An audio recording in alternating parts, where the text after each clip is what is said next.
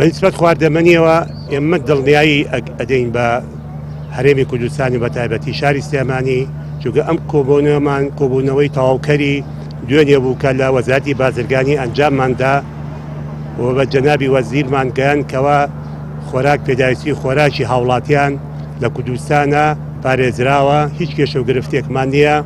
خۆشبەختانە بە کۆششی هەموو لایەک توانیمان ئەو بار هەڵگەرانەی کە موادی ئەساسی خواردەمەنی و پاکەرەوەن زیاتر لە مانگێک گیری خواردووە لە مەدەر عەباس بۆ بەشبەی یەکەم ئیسا گەیشتە دەواازەکان و ئیسا بەرەو شاری سلێمانی و بەرەو شارەکانی هەرێمی کوردستان دەڕوا.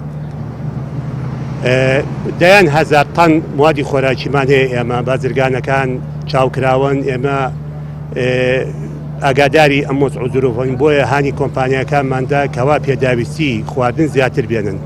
من دڵنیایی ئەوەتان دەکەم شاری سلێمانی بۆ بە سنتەرێکی بازرگانی بۆ شارەکانی بۆ هەرێمی کوردستان و بۆ شارەکانی خواروی عێراق.